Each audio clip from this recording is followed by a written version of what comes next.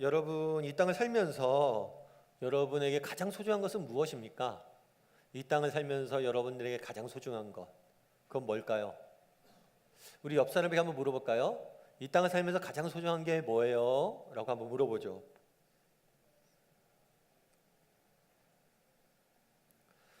네, 저도 궁금합니다. 여러분들이 뭘 소중히 여기시는지.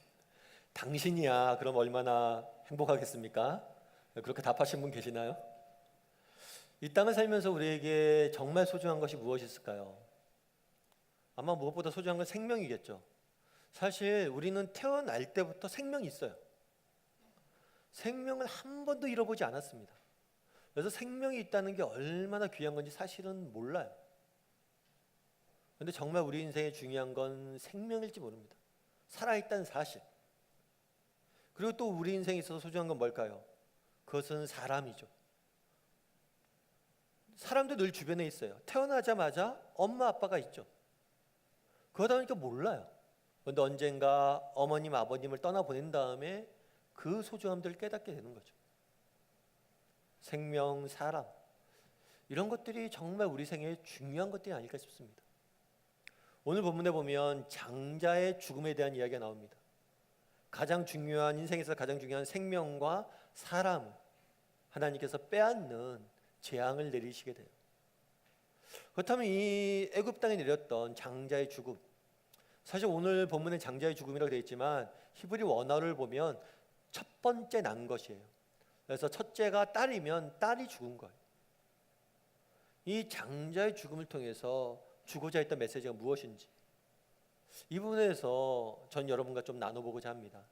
정말 하나님께서 우리에게 원하는 삶은 무엇이고 우리가 어떻게 이 땅에서 누구의 길을 걸어야 될지에 대해서 여러분과 함께 고민해 보았으면 좋겠습니다. 오늘 본문에서 저희가 처음으로 알 수 있는 건 뭐냐, 첫 번째 살펴보길 원하는 것은 뭐냐, 알 수 있는 건 뭐냐, 다스림의 문제예요. 다스림. 4절과 5절은 이렇게 되어 있습니다. 우리 4절과 5절 말씀을 다시 한번 같이 한 목소리로 읽어보았으면 좋겠습니다. 모세가 바로에게 이르되 여호와께서 이와 같이 말씀하시기를 밤중에 내가 애굽 가운데로 들어가리니 애굽 땅에 있는 모든 처음 난 것은 왕이 앉아 있는 바로의 장자로부터 맷돌 뒤에 있는 몸종의 장자와 모든 가축의 처음 난 것까지 죽으리라. 하나님은 모세를 통해서 바로에게 경고합니다. 바로야, 네가 정말 끝까지 내 말을 안 듣는다면 내가 애굽 땅 전역에 있는 모든 처음 난 것들을 죽일 것이다 라고 경고를 하시는 거예요. 그렇다면 왜 하나님께서는 처음 난 것을 죽이는 재앙을 내리셨을까요? 이것들 주신 이유는 무엇일까요? 앞서 계속해서 저희가 말씀드렸지만 이 열 재앙은 애굽 사람들이 섬기는 신과 관련이 있습니다. 애굽은 다신사였어요. 다양한 신들을 섬겼습니다. 이 신과 관련이 있어요. 그래서 앞에 보시면 애굽 사람들이 섬기는 신 중에 한 명이 뭐냐면 오시리스라는 신이 있었어요. 이 신은 생명과 죽음을 주관하는 신이라고 믿었어요. 그래서 생명과 죽음에 관련해서 이 신한테 빌었어요. 하나님이 보여주신 거죠. 너희가 이 신에게 절하고 이 신을 섬기고 있는데 정말 생명과 죽음을 주관하는 자는 누구다? 살아계신 하나님 나 한 분밖에 없다. 이 사실을 장자의 죽음을 통해서 보여주신 거예요. 참된 신이 누구냐는 거죠. 그런데 이 장자의 죽음에는 또 다른 신이 숨겨져 있습니다. 그건 뭐냐면 바로 자신이에요. 이집트 왕들은 자신을 바로라고 부르고 나의 태양신인 라의 아들이라고 불렀어요. 나일강에서 태어났고 태양신의 아들인 바로, 내가 바로 신이라고, 그리고 신인 나를 섬기라고. 그날에 왜 장자의 죽음을 허락하셨냐? 묻는 거예요. 누구에 대한 진정한 신이, 너 스스로 신이 되어서 네가 신처럼 섬김을 받고 신처럼 다스리길 원했는데 진정한 신은 너 바로가 아니라 나다라는 걸 보여주는 거예요. 스스로 신 되고자 했던 바로, 이것은 하나님과 인간의 가장 근본적인 문제이기도 하고 인간이 갖고 있는 가장 근본적인 문제이기도 합니다. 창세기 3장 5절에는 이렇게 되어 있어요. 창세기 3장 5절 말씀을 같이 한번 읽어볼까요? 같이 읽겠습니다. 너희가 그것을 먹는 날에는 너희 눈이 밝아져 하나님과 같이 되어 선악을 알 줄 하나님이 아심이라. 하와에게 선악과를 따먹게 유혹할 때 사단이 했던 말이에요. 이걸 먹으면 너희가 어떻게 된다고요? 하나님과 같이 되겠다. 왜 선악과를 따먹었습니까? 하나님의 말씀을 불순종하고 하나님처럼 되고 싶어서. 아니, 내가 하나님이 되어서 내 인생을, 세상을 내가 다스리고 싶어서 따먹은 거예요.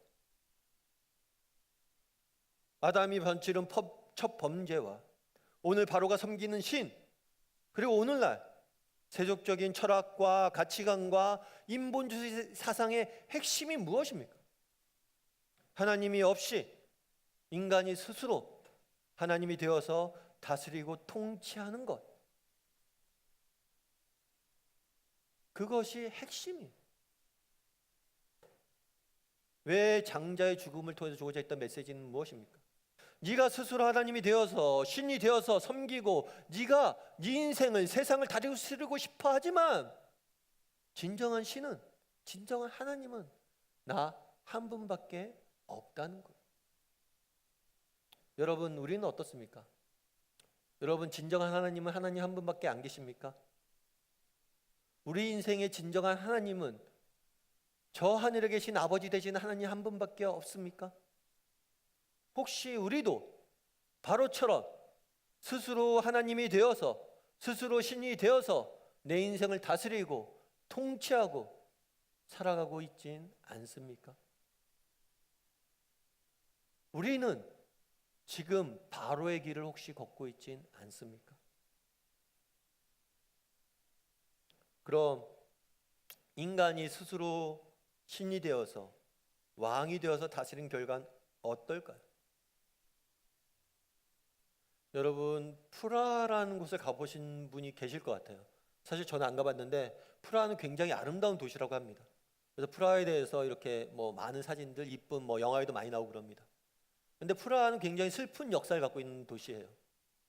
프라하의 봄이라고 과거 공산주의 체제에서 자유주의를 외쳤던, 또 그리고 변화의 시기를 거쳤던, 피를 흘렸던 그런 도시죠.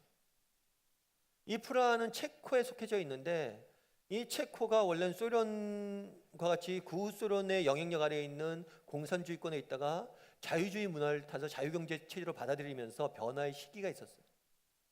그 시기를 주도했던 사람이 누구냐면 바츠라프 하벨이라는 사람이에요.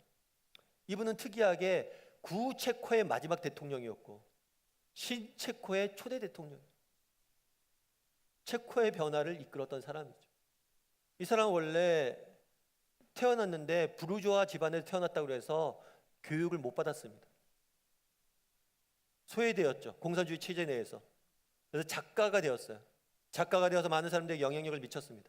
그래서 동국의 체코의 자유주의를 위해서, 민주주의를 위해서 엄청나게 썼던 사람이에요. 그래서 대통령이 된 거죠. 인류가 추구했던, 그 당시에 진영 논리가 있었죠. 인류가 추구했던, 한쪽에서는 공산주의와 한쪽은 자본주의와, 한쪽에서 진보와 한쪽에서 보수와 한쪽에서 이성과, 그 인류가 추구했던 모든 진영 체계를 다 경험했던 사람이에요. 한 시대를 살면서. 그런데 그가 어떤 말을 책에 썼냐면 이런 얘기를 썼어요. 인류가 추구하는 행복한 삶은 자기 힘과 투쟁으로 스스로 구원에 이를 수 없으며 민주주의로도 부족하다. 하나님께로 돌아서서 그분께 구해야만 한다. 인류는 자신이 신이 아님을 늘 망각한다.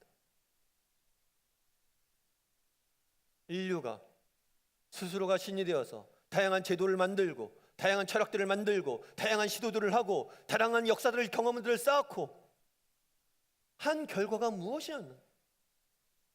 진정한 행복을 누렸고 참된 기쁨들을 맛보았냐? 이 사람은 아니라는 거예요. 내가 경험한 공산주의도, 내가 새롭게 세워진 체코도 중요한 건 제도의 문제가 아니고 정말 중요한 건 인간 본연의 문제이고 정말 중요한 건 인간이 정말 우리가 신이 아님을 깨달아야 된다는 거예요. 그것만이 유일한 해답이라는 거예요.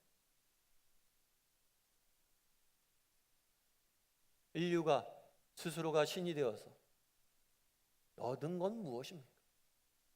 다르게 질문하죠. 여러분은 여러분 스스로가 여러분 인생의 주인이 되었고 왕이 되었고 하나님이 되어서 살아본 결과 무엇이 남았습니까? 여러분, 우리에게 선택권이 있습니다. 그 선택권까지 하나님 뺏지 않으셨어요. 내가 스스로 하나님이 되어서 내 인생을 살아갈 것인가? 아니면 하나님을 인정하고 그분을 섬기고 그분의 뜻을 하나님을 모시고 살아갈 것인가? 우리가 선택할 수 있어요. 여러분 마음껏 선택하십시오. 그래서 여러분들이 스스로가 왕이 되어서 바로의 길을 선택해서 여러분에게 남은 것이 무엇인지 돌아보십시오. 그리고 이제 결정하십시오. 내가 바로의 길을 갈 것인지 아니면 모세의 길을 갈 것인지. 그날 10장을 통해서 우리에게 주고자 했던 메시지는 무엇입니까? 네가 누구의 길을 갈 것이냐? 선택하라는 거예요. 바라기는 우리 다음의 식구들이 바로의 길이 아니라 모세의 길을 갔으면 좋겠습니다. 우리 인생의 유일한 하나님은 하나님 한 분뿐이고 내가 아니라 그분에게 내 인생의 보호자를 내어드릴 줄 아는, 그분의 다스림을, 그분을 섬기고 그분의 다스림을 받을 줄 아는 저와 여러분이 되기를 주님의 이름으로 소원합니다. 두 번째로 오늘 본문에서 주어져 있던 메시지는 다스림, 첫 번째 다스림이라면 두 번째는 구별하심입니다. 구별하심. 출애굽기 1장 8절과 22절 말씀을 제가 적어왔는데 한번 같이 읽어보았으면 좋겠습니다. 같이 읽겠습니다. 요셉을 알지 못하는 새 왕이 일어나 애굽을 다스리더니 그러므로 바로가 그의 모든 백성에게 명령하여 이르되 아들이 태어나거든 너희는 그를 나일강에 던지고 딸이거든 살려두라 하였더라. 처음 태어난 것을 모두 죽였습니다. 그런데 이 사건은 출애굽기 초창기에 있었던 사건과 관련이 있어요. 처음에 뭐라고 표현됐습니까? 요셉을 알지 못하는 왕이었다. 요셉을 알지 못하는 표현이 되어져 있어요. 요셉이 누구입니까? 이집트가 국가적 위기에 빠졌던 적이 있어요. 7년 동안 이집트의 기근이, 아니 근동아시아 지역의 기근이 아주 심각하게 내렸던 적이 있어요. 그때 요셉이라는 총리가 이집트를 살렸습니다. 그 당시 이집트가 그 일대에서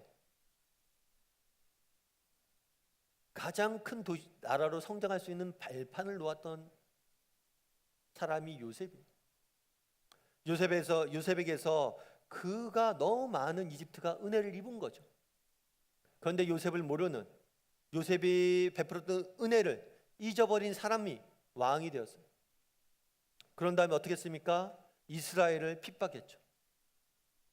하나님의 은혜를 잊은 인간이 하나님을 대적하듯이 요셉이 주었던 은혜를 몰랐던 사람들이, 모르는 왕이 나와서 이스라엘 백성들을 핍박합니다. 어떻게 핍박했어요? 처음엔 노동량을 노예로 부렸습니다. 죽도록 일시킨 거죠. 죽을 만큼 일시켰어요. 그런데 안 죽어요. 그러자 뭘 합니까? 아들이 태어나거든 무조건 나이를 버려라. 장자가 아니라 아들은 전부 강에 던져 죽이라고 합니다. 무서운 일이죠. 자신들이 이 민족에게 받았던 은혜들을 잊어버릴 뿐만 아니라 이 민족이 장래에 나의 적이 될지 몰라서 아들들을 죽이는 거예요. 왕자를 지키려는 욕심에 스스로 왕이 되어서 스스로 신이라 이야기하고 스스로 신이 되겠다고 이야기하고 정말 스스로 신이 된 것처럼 살아가는 사람이 갓 태어난 어린아이가 무서워서 저들이 내 적이 될지도 모른다는 두려움에 빠져서 신이 왜 두렵습니까? 인간이 신 되고자 해서 왜 두렵습니까? 신이 되었다고 외친 사람. 신이라는 사람이, 나는 신이라 떠벌리는 사람이 갓 태어난 어린아이가 무서워서 그 아이들 다 죽입니까?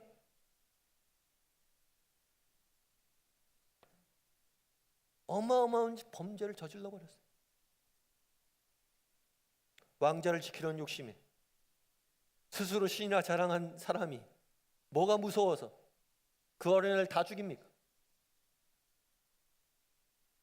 이스라엘들 다 죽였어요. 하나님은 공의로운 분이십니다. 그날에 왜 바로의 장자입니까? 이건 출애굽기 시작과 관련이 있어요. 바로의 죄에 대한 심판입니다. 이건 바로뿐만 아니라 애굽 전체의 심판이죠. 바로가 이스라엘 백성들을 죽이라고 명령했을 때 애굽 전 애굽이 그거에 동조했고 전 애굽이 찬성했고 전 애굽이 기뻐했어요.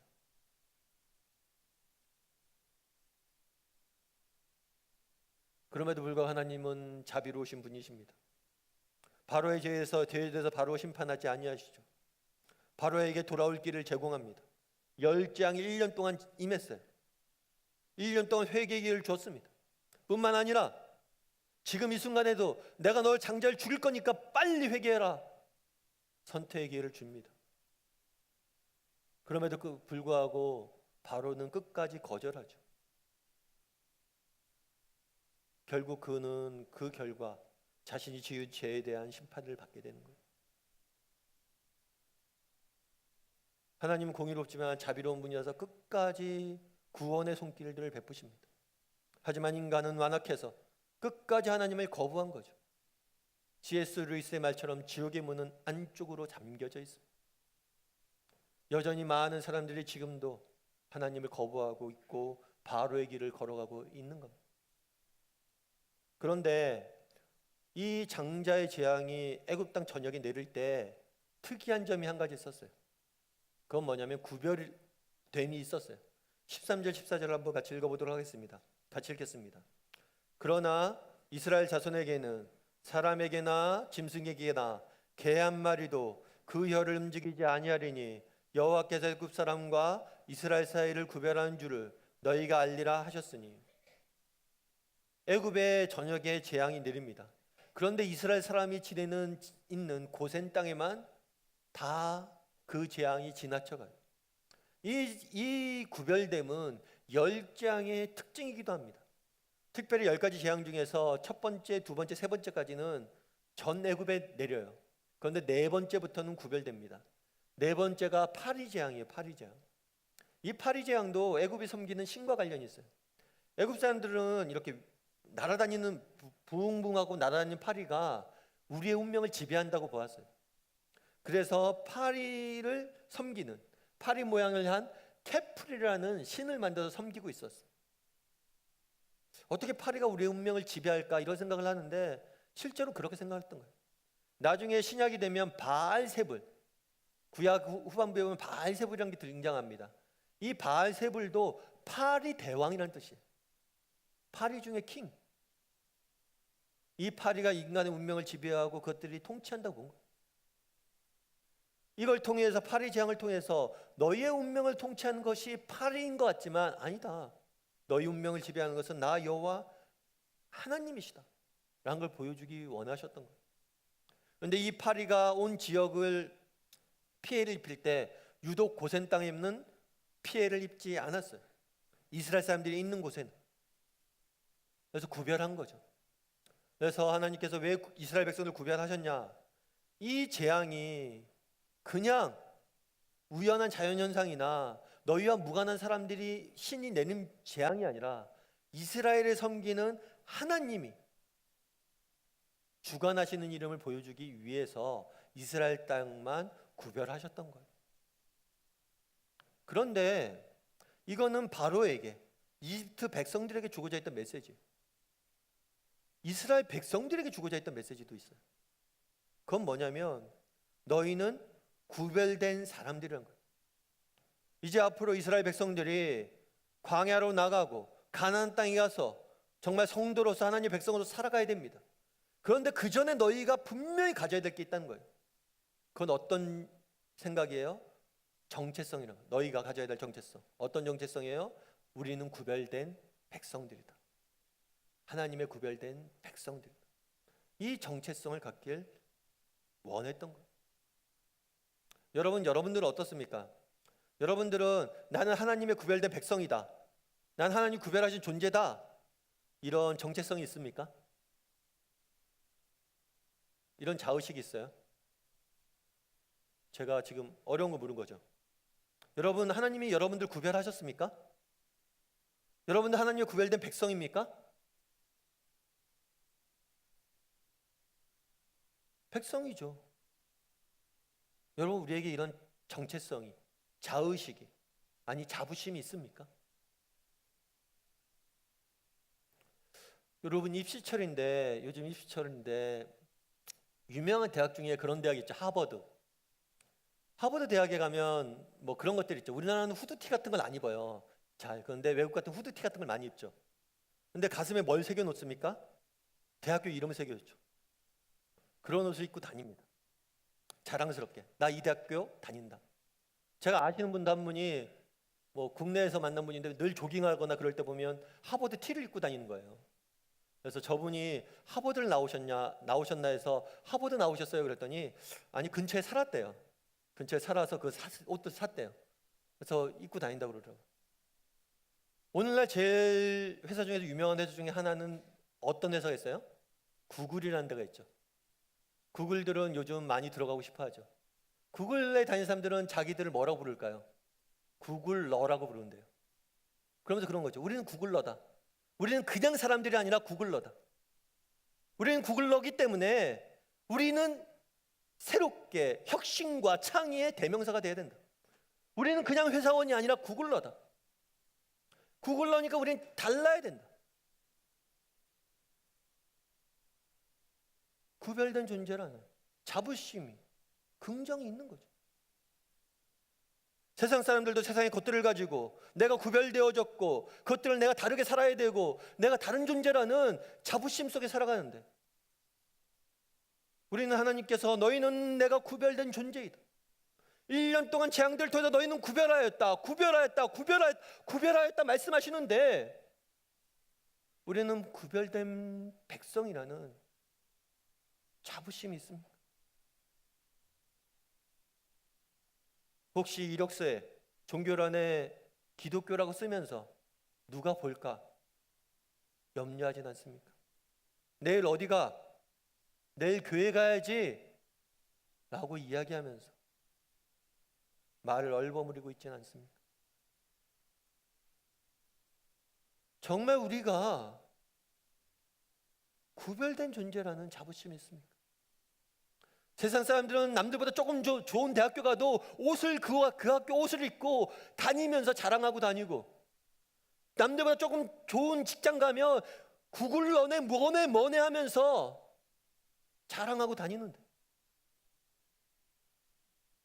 하나님의 백성이 된 우리가, 이렇게 큰 복을 받은 우리가 하나님의 백성이라는 자부심이 있냐는 거예요. 구별된 존재라는 자의식이 있냐는 거예요. 여러분, 장미란 선수를 아실 거예요. 장미란 선수는 역도 선수로서 아무튼 우리나라의 역도계의 보물과 같은 존재시죠. 장미란 선수가, 그런데 저희 기독교인들이 특별히 많이 응원했던 것은 아마 저렇게 운동하고 나서, 시합하고 나서 기도하는 모습 때문에 더 응원하지 않았을까 싶어요. 저도 뭐 그런 마음에 더 응원하게 됐고. 근데 장민환 선수가 이렇게 취재한 걸 읽어보니까 그런 얘기를 하더라고요. 처음에는 그런 기도를 했대요.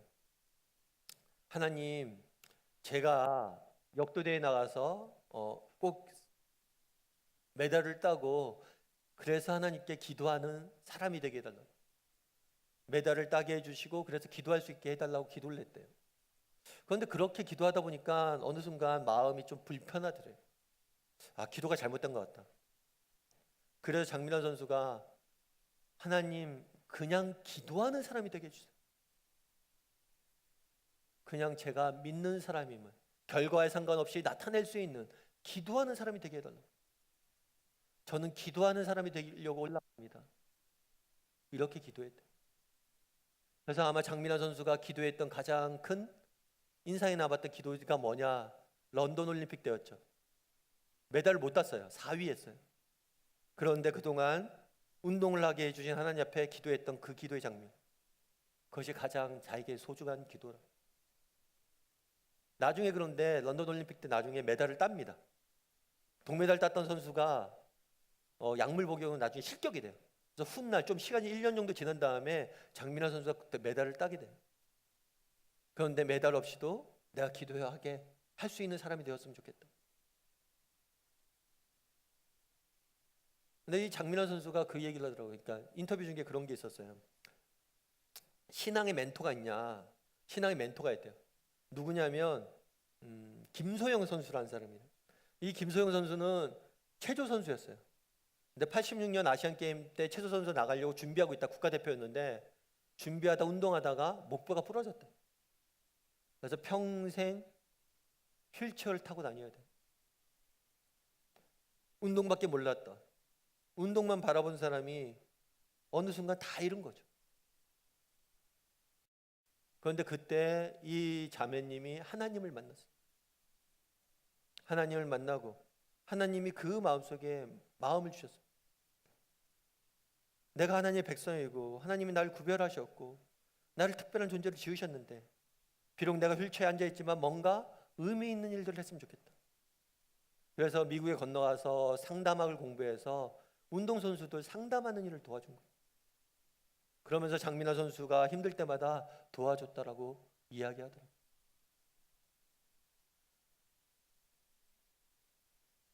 하나님, 저는 기도하는 사람이 되게 해주세요 라고 기도했다고 합니다. 승패에 상관없이 내가 그리스도인임을, 구별된 자임을 보여주게 해달라. 내 인생이 힘들지만 하나님께 나를 구별한 존재로 부르셨는데 휠체어에 비록 앉아있지만 날 통해서 하시고자 했던 일들이 있을 거예요. 내가 구별된 사람으로서 어떻게 살아야 될까? 그날에 하나님께서는 말씀하십니다.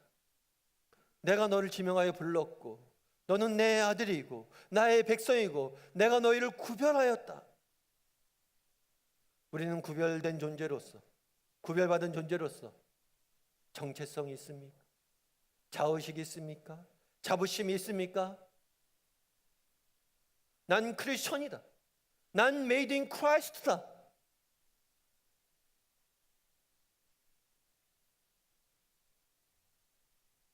혹시 세상 사람들도 세상의 것들을 갖고 자랑하고 자부심을 갖고 살아가는데 정말 무엇보다 큰 복을 받은 하나님의 백성이 된 우리가 그들보다 자부심이 부족하고 있지는 않습니까? 바라기는 우리 다음의 식구들이 하나님이 나를 구별하신 존재임을 기억했으면 좋겠습니다. 그것들 자부심을 갖고 살았으면 좋겠습니다. 그 자부심이 있으면 정말 내가 평생 꿈꿔왔던 게 다 무너지고 평생 휠체어에서만 살아야 될 수밖에 형편이 되어도 이겨낼 수 있어요. 우리는 하나님께 구별된 존재이기 때문에, 우린 다른 사람들이기 때문에 환란에 줄 사람들이 아니에요. 바라기는 우리 다음의 식구들이 난 하나님께 구별된 존재이다 라는 그런 자부심을 가지고 살아갈 줄 아는 저와 여러분이 되기를 주님의 이름으로 소원합니다. 마지막으로 오늘 본문을 통해서 주고자 알 수 있는 건 뭐냐면 승리케 하심이에요. 승리케 하심. 2절과 3절 말씀을 같이 한번 다시 읽어보았으면 좋겠습니다. 백성에게 말하여 사람들의 각기 이웃들에게 은금 패물을 구하게 하라 하시더니 여호와께서 그 백성으로 애굽 사람의 은혜를 받게 하셨고 또 그 사람 모세는 애굽 땅에 있는 바로의 신하와 백성의 눈에 아주 위대하게 보였더라. 하나님께서 이제 마지막에 마지막 재앙이 내리시는데 출애굽을 하기 전에 하나님께서 모세에게 명령하십니다. 모세야, 이스라엘 백성들에게 애굽 사람들한테 가서 은금 패물을 달라고 그래. 그럼 그들이 줄 거야. 그래서 실제로 이스라엘 백성들이 애굽에 가서 은과 금, 패물을 달라고 합니다. 그런데 애굽 사람들이 줬어요. 그런데 그렇다면 왜 은과 금, 패물을 달라고 했을까요? 왜 이런 일을 시켰을까요? 이스라엘 백성들은 이후에 광야에 나가야 됩니다. 그리고 가나안 땅에 가야 돼요. 그곳에서 은금 패물이 뭐가 필요가 있어요? 하늘에서 만나를 내리실 것이고 메추라기를 먹을 겁니다. 은금 패물을 가지고 한 일이 아무것도 없어요. 그런데 왜 은금 패물을 달라고 그러고 애굽 사람들은 줬냐는 거예요. 이걸 통해서 주고자 했던 메시지는 뭐냐는 거예요. 이걸 이야기해서 당시 풍습을 이해해야 됩니다. 당시에는 전쟁이 나서 전쟁에 승리한 사람, 그러니까 전쟁에서 진 사람들은 전쟁에 있어서 승리한 사람을 축복하고 그들에게 은금 폐물, 전리품들을 주는 관습이 있었어요. 결국 그날에 애굽 사람들이 이스라엘 사람들에게 은금 폐물을 준 건 왜 줬냐? 이 전쟁에서 졌다는 거예요. 우리가 섬기는 신들이 너희가 섬기는 하나님에게 졌다. 그 신들을 섬겼던 우리가 하나님만을 섬기던 너희에게 졌다 라는 걸 보여준 거예요. 인정한 거예요. 결국에 이 사건을 통해서 주고자 했던 메시지는 무엇입니까? 결국에 너희가 승리케 될 거란 거예요. 출애굽기 1장은 이스라엘 백성들에 대한 이야기로 시작됩니다. 요셉을 모르던 왕이 이스라엘 백성들을 탄압합니다. 이스라엘 아이들이 태어나자마자 강물에 버리게 합니다. 이제 태어난 아이를 강물에 버리는 부모의 심정이 어떻겠습니까? 내 손으로 낳은 아이를 내 손으로 죽여야 된다는 게 어떻겠습니까? 가슴은 찢어졌고 하나님께 울부짖었습니다. 하나님 응답하지 않았습니다. 뿐만 아니라 하나님이 주신 모세란 지도자는 애굽에 쫓겨서 도망갔습니다. 이스라엘 백성들은 노예로서 수많은 고통 속에 살아야만 했습니다. 모세는 어떻습니까? 태어나자마자 죽을 운명이었는데 모세 부모의 용기 있는 행동으로 생명을 구했습니다. 감사하게도 애굽의 왕국에서 온갖 좋은 것들과 좋은 것들을 누리고 애굽 교육을 받고 자랐습니다. 왕자로 자랐습니다. 하지만 이스라엘 민족이라는 정체성을 버리지 않았고 이스라엘 민족을 구하기 위해서 자신의 모든 것을 걸었습니다. 근데 그 결과 쫓겨나야 했습니다. 광야에서 보내야만 했습니다. 광야에서 모국어도 잃어버리고 자신의 자녀들의 이름도 외국 사람의 이름으로 짓고 외국 사람처럼 떠돌이처럼 방랑자처럼 80이 되도록 재산 하나 못 구하고 소장농으로 남의 일들을 하면서 살았습니다.